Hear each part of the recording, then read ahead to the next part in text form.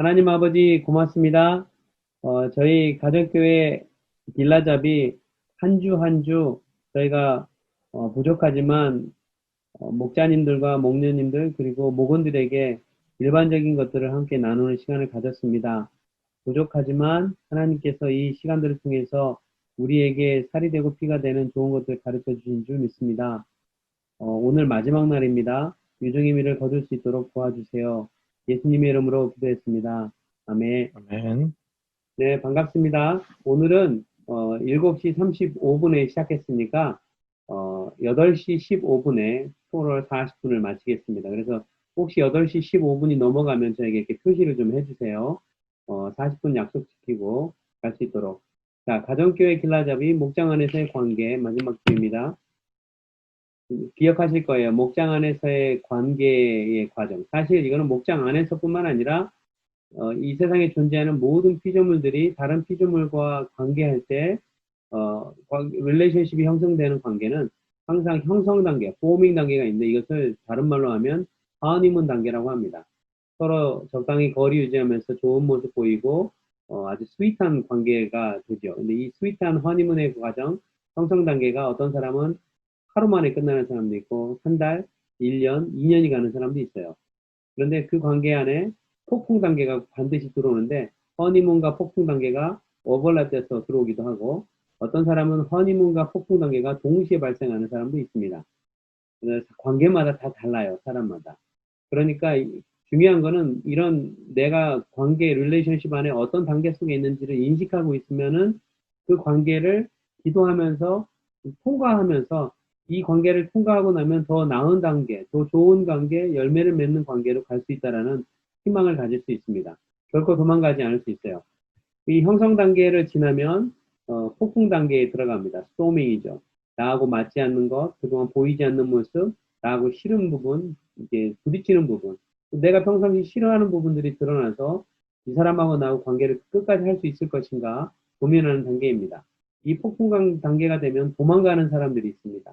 이 관계가 싫으니까 도망가 버려서 그 관계를 단절하는 사람들이 있는데 하나님께서 우리에게 보내주신 관계인데 그 관계를 이 폭풍 단계가 오더라도 잘 통과해서 하나님이 왜 이 사람을 나에게 보내주셨는지를 발견하고 그 관계를 통해서 하나님이 나에게 가르치시고자 하는 것들을 배우는 것이 필요합니다.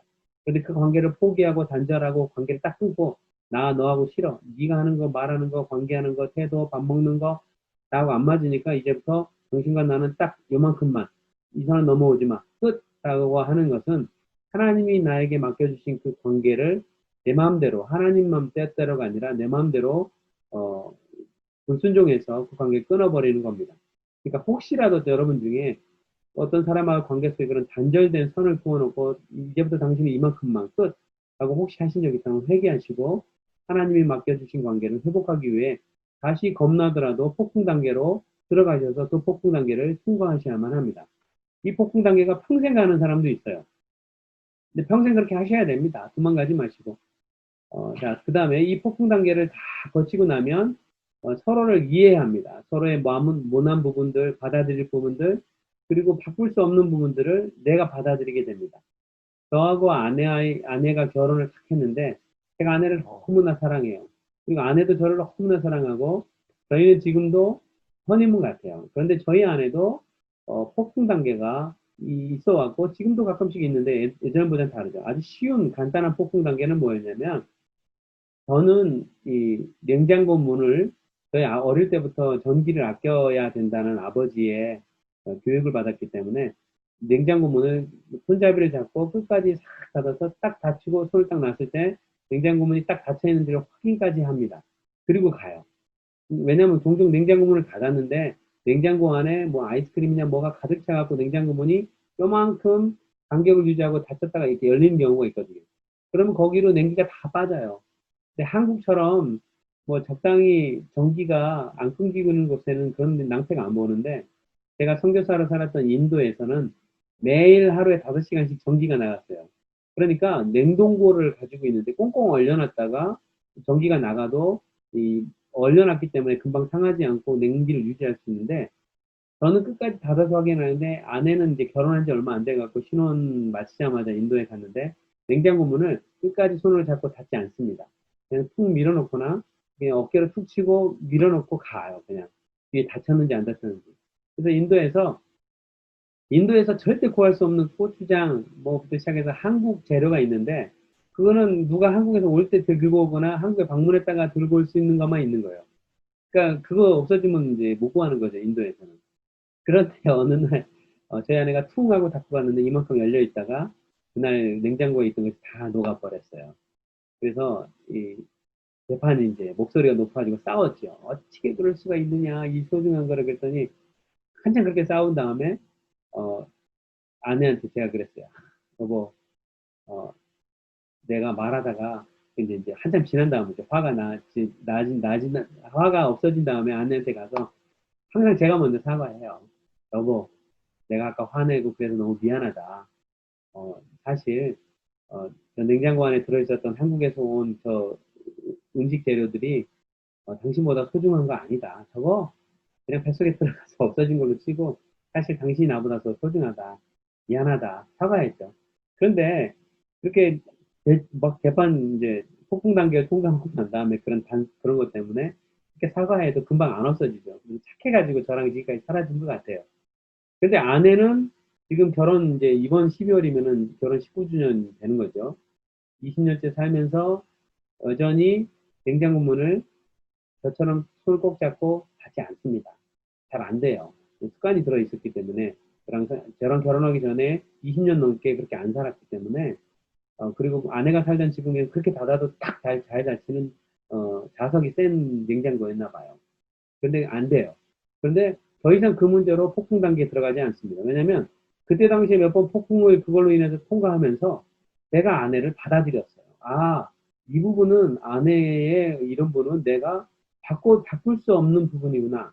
그래서 아내에게 바꾸라고 요구했던 것들을 내려놓고 오히려 이제는 내가 아내를 어, 도와주는 단계에 들어가요. 그래서 항상 아내와 제가 어디 나가기 전에는 제가 냉장고 문을 확인합니다.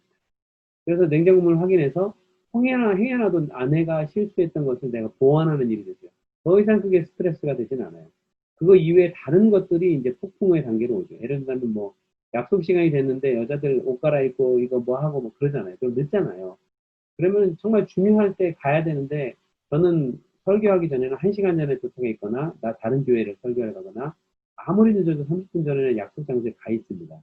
그런데 이제 아내의 화장하고 준비하는 일인데 애들 치덕거리를 하다 보면 늦어져요.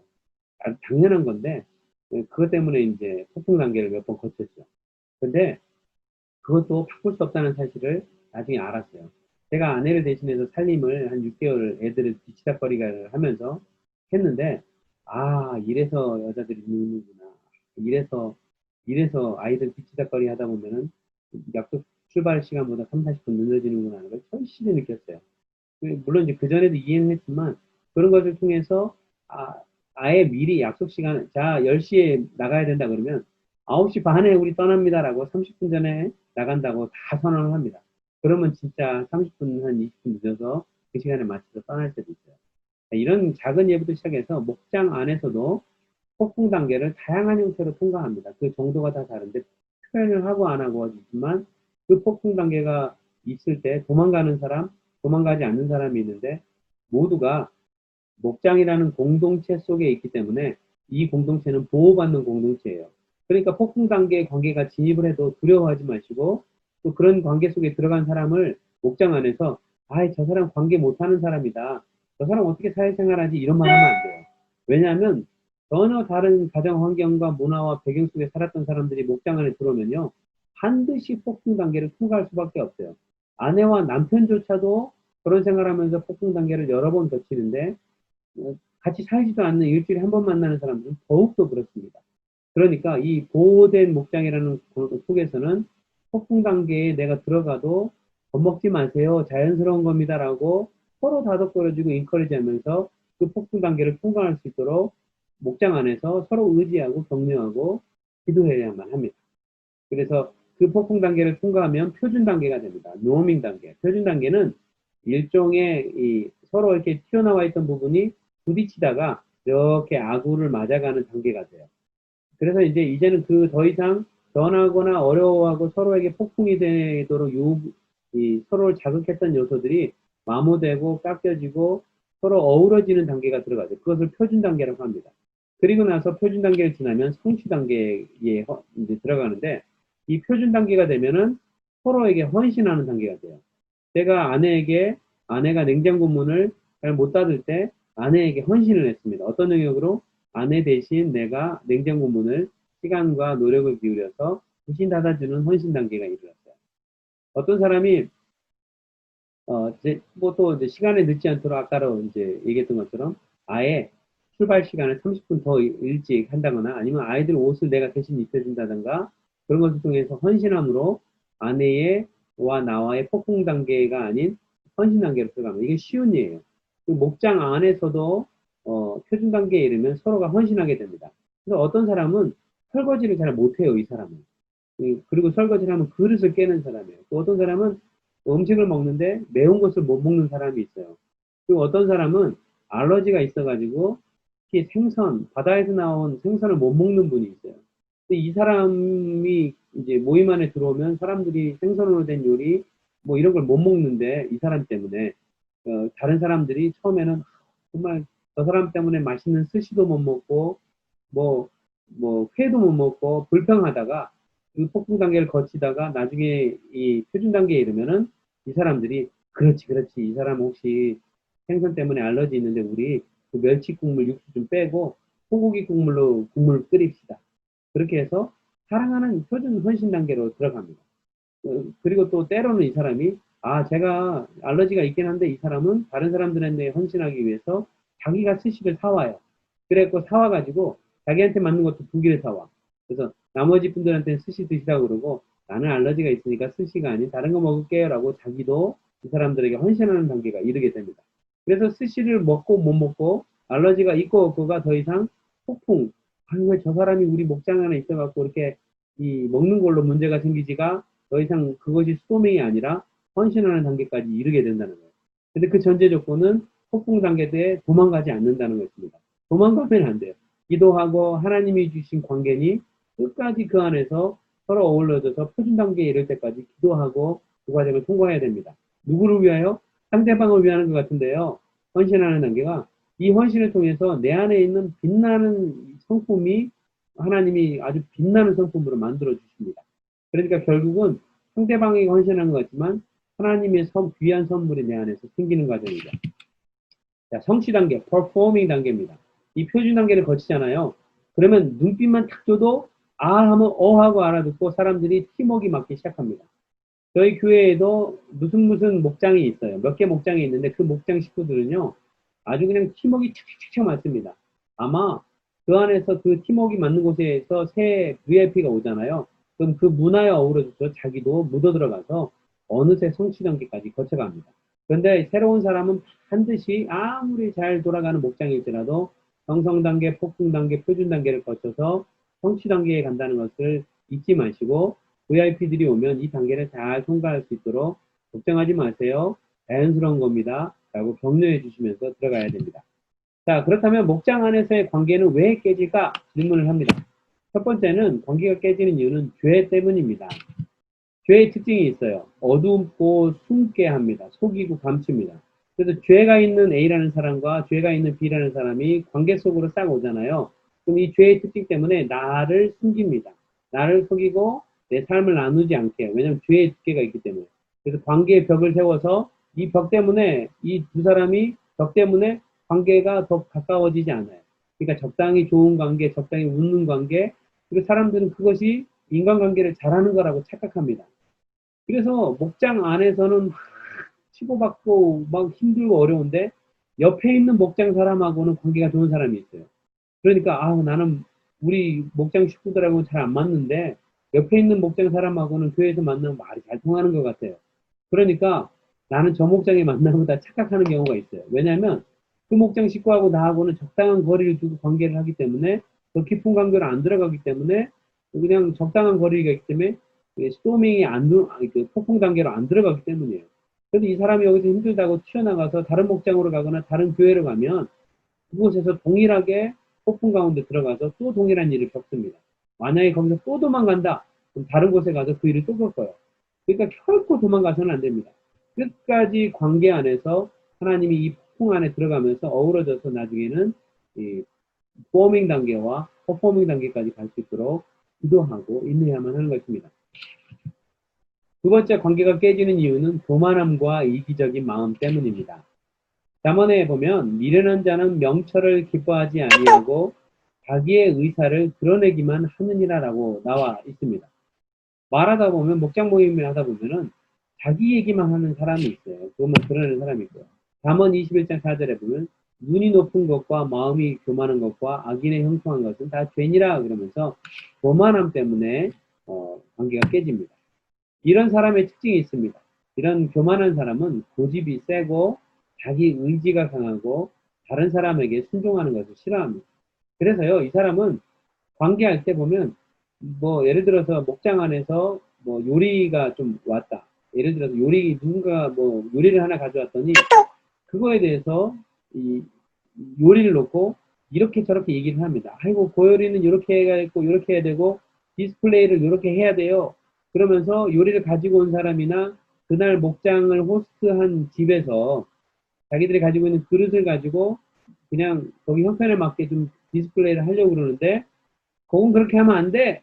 그러면서 목소리를 내세워서 그렇게 하자고 고집을 피우기도 하고 또 죄송합니다. 카톡 소리가 자꾸 나서 뭐, 그러기도 하고 좀 다른 사람이 자신의 생각으로 좀 할 수 있도록 이렇게 내버려 둬야 될 때도 있는데 끝까지 자기 고집을 피우고 이렇게 그런 사람이 있어요.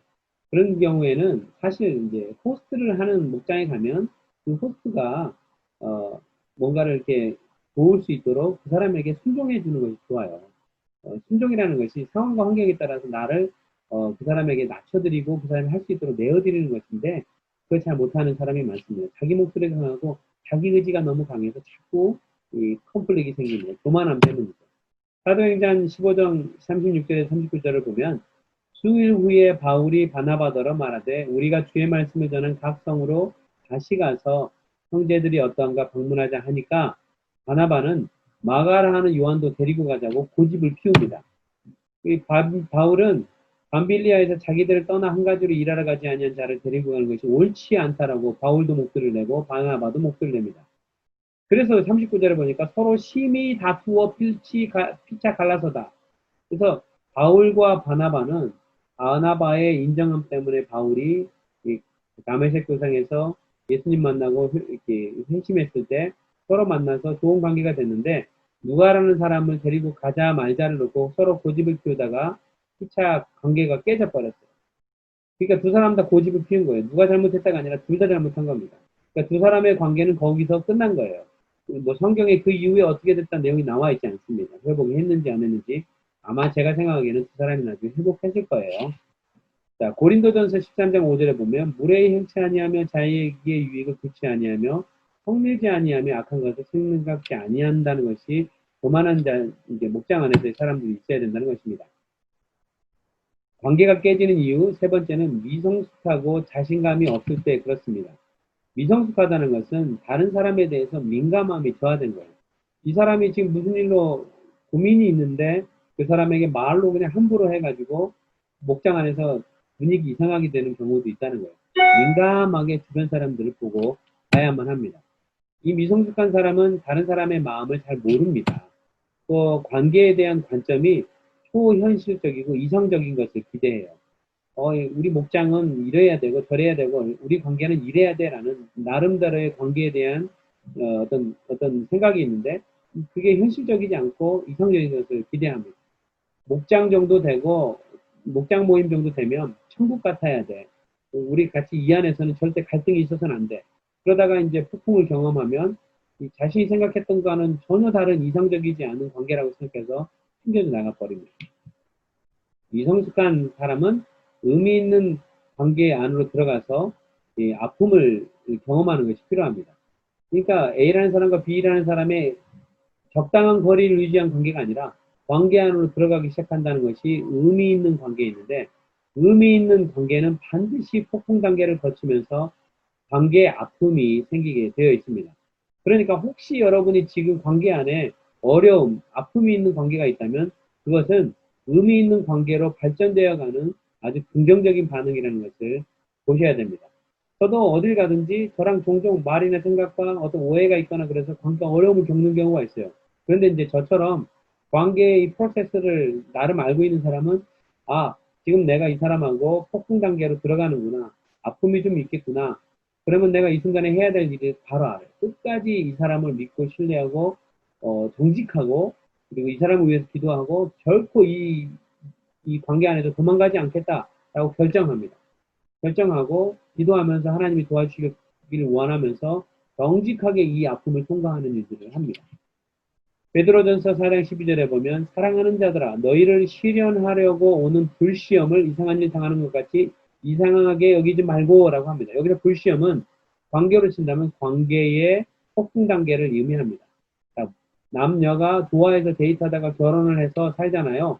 그렇게 사랑하는데 그 안에 폭풍 단계가 옵니다. 서로 다르니까.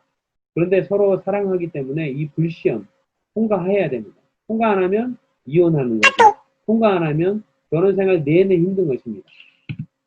자, 관계의 폭풍 단계가 있습니다. 관계의 폭풍 단계, 이 스토밍 단계는 이 성품을 성장케 만들어주고 우리의 믿음이 자라나게 하며 또 갈등과 어려움을 처리하는 방법을 배우게 해줍니다. 목장 안에서 보호된 공동체 안에서 카톡이 자꾸 오네. 보호된 공동체 안에서 잠깐만요. 제가 여기서 카톡을 좀 꺼버릴게요. 네. 보호된 공동체 안에서 갈등과 어려움의 처리 방법을 배우게 됩니다. 그러니까 목장 안에 있는다는 것은 큰 축복입니다. 성품도 성장해, 믿음도 자라나, 그리고 돈 안 줘도 나를 폭풍의 단계로 드러나게 들어갈 수 있도록 하는 사람들이 목장 안에 있으니까 목장 사람들이 얼마나 고마워요. 나로 하여금 폭풍 가운데 들어가서 관계 폭풍 가운데에서 성품이 성장하고 믿음이 자라게 하고 갈등과 어려움을 처리하는 방법을 배우게 해주니까. 그러니까 이 직장에서든 어디에서든 세상에서 관계 폭풍에 등장하는 사람을 하나님이 보내주신 천사라고 생각하고 사랑하시기 바랍니다. 미숙한 사람은 실망하고 피하고 포기하고 도망가려고 합니다. 또 적당한 거리를 두고 관계를 합니다. 임의의 선을 그어두고 그 선을 넘지 못하게 합니다. 당신 선 넘지 마. 나하고 관계 속에서 요 선만 유지해. 그 아주 미숙한 사람입니다. 행여나 혹시 여러분 그러셨다면 이 미숙함을 넘어가시기 바랍니다. 관계가 깨지는 이유 네 번째, 우리 주위의 잘못된 상황 때문에 그렇습니다. 잘못된 상황이라는 것은 내가 만들어낸 상황이 아니에요. 상황과 환경이 좋지 않아서 그렇습니다. 그래서 예를 들면 코로나 바이러스가 생겨가지고 이 사람이 코로나 바이러스를 걸렸는데 확진자인데 이 사람하고 밥을 먹었어. 그래가지고 이 사람도 확진이 돼버린 거예요. 그래서 이 사람이 나 확진이야 라고 알려줬더니 서로 관계가 이상해져 버린 거예요. 긴장하고 요즘 그런 사태가 많이 일어납니다. 그런데요, 요즘 코로나 누구나 걸리는 상황이 돼버렸어요. 그러니까 누군가가 나 미안해 확진이야. 당신도 검사해봐 그럴 때 여러분도 여러분과 관계했던 모든 사람에게 전화하면서 나에게 확 옮긴 것 같은 그 사람을 미워하거나 뭐 하시면 안 됩니다. 왜냐하면 그걸로 인해서 관계가 깨져버릴 수 있어요. 우리 주위에 잘못된 코로나 상황 때문에. 또 충분히 관심이 없을 때도 관계가 깨집니다. 또 원수의 공격이 있을 때 관계가 깨집니다. 에베소서 6장 10절에서 17절을 보면 정말로 너희가 주 안에서와 그 힘의 능력으로 강건하여지고 마귀의 괴계를 능히 대적하기 위하여 하나님의 전신갑주를 입으라. 우리의 씨름은 혈과 육에 대한 것이 아니요 병사와 권세와 이 어둠의 세상 주관자들과 하늘에 있는 악의 영들에게 대함이라. 그러면서 우리가 살고 있는 이 세상은 예수님 오시면서 하나님 나라도 시작됐지만 동시에 이 세상을 통치하고 주관하고 있는 마귀가 그대로 있습니다. 마귀의 괴계가 있기 때문에 우리의 관계, 하나님과의 관계, 하나님의 사랑으로 서로 관계의 과정을 통과하는 것을 방해하는 마귀가 있습니다. 그래서 자연스럽게 이 허니문 단계, 폭풍 단계, 포밍 단계, 퍼포밍 단계를 통과하는 건데 요거를 통과하지 못하도록 포기하고 도망가도록 갈등을 계속 조정하는 마귀들이 있어요. 그래서 깨어 있어야 된다는 것입니다. 그러니 하나님의 전신갑주를 취해서 평안의 복음에 예배한 것을 신을 신고 믿음의 방패를 가지고 이런 관계를 통과해야만 하는 것입니다. 넘어갈게요. 자, 관계가 깨지는 이유 7번째, 커뮤니케이션 문제입니다. 자, 커뮤니케이션 문제가 어떤 것이냐면 아버지가 방에 들어가셔 라고 얘기했는데 이 사람 분명히 아버지가 방에 들어가셨어 라고 얘기했는데 이 사람은 아니야 너는 나한테 아버지 가방에 들어가셨어 라고 얘기를 했다는 거예요. 그래서 이 사람은 딴 데 가서 글쎄 아버지가 방에 들어가셨다고 안 하고 아버지가 어디서 큰 가방이 하나 생겼는지 그 가방에 들어가셔갖고 안 나오셨대. 아주 불효자식이야 라고 얘기가 나온 거예요. 이 사람은 자기는 분명히 아버지가 방에 들어가셨어 라고 얘기했는데 이 사람은 그 소리를 자기가 인코딩이고 디코딩인데 디코딩을 할 때 아버지가 방에 들어가셨다가 아니라 아버지 가방에 들어가셨대라고 듣는다는 거예요. 그런데 이런 일들이요 여러분 정말 많이 일어납니다. 정말 많이 일어나요. 그래서 커뮤니케이션의 문제는 내가 타자가 A라는 말을 했을 때 이것이 이 사람은 이렇게 얘기하면 이 사람이 자기가 똑같이 이해하고 들을 거라고 생각했는데 듣는 사람은 자신의 현재 상태, 기분 상태, 환경, 또 이 사람이 자라온 배경, 언어, 또 여러 가지 것들로 인하여 이 사람이 말하는 것을 그대로 듣지 않고 자신의 방식으로 해석을 해서 듣습니다. 그러니까 이런 일들이 부부관계 안에서도 일어나고 아버지와 어머니, 자녀 관계에서도 일어나고 또 목장 안에서도 커뮤니케이션 문제가 반드시 일어납니다. 그래서 이런 커뮤니케이션 문제가 일어날 수 있어요. 왜? 반드시 사람 가운데 잘못 이해하거나 잘못 느끼거나 받아들여서 일어나게 돼 있어요. 커뮤니케이션 문제가 안 일어나면 두 사람 다 생명이 없는 존재예요. 그 커뮤니케이션 문제로 갈등이 생기는 것을 자연스럽게 받아들이고 이해하면서 이 사람의 이야기하는 방식을 잘 듣고 이것을 익혀가서 이 사람이 하면 하는 단계까지 가는데 시간이 반드시 필요하다는 것을 여러분 이해하셔야 됩니다. 그렇다면 관계를 회복해야 되는데 어떻게 회복하느냐? 대가집을 해야 됩니다. 관계 그냥 회복 안 됩니다. 기도한다고 기도해야죠. 기도만 한다고 되지 않습니다. 자, 마태복음 12장 11절에 12절을 보면 예수께서 가라사대 너희 중에 어느 사람이 양 한 마리가 있어 안식일에 구덩이에 빠졌으면 붙잡아내지 않겠느냐? 사람이 양보다 얼마나 더 귀하냐? 그러므로 안식일에 선을 행하는 것이 옳으니라 하시고 또 고린도 후서에도 그리스도를 대신하여 하나님과 화목하라. 그리고 우리로 하여금 죄 안에서 하나님의 의가 되게 하라고 얘기하십니다. 하나님의 인도하심을 구해야 합니다. 관계를 회복하기 위해서.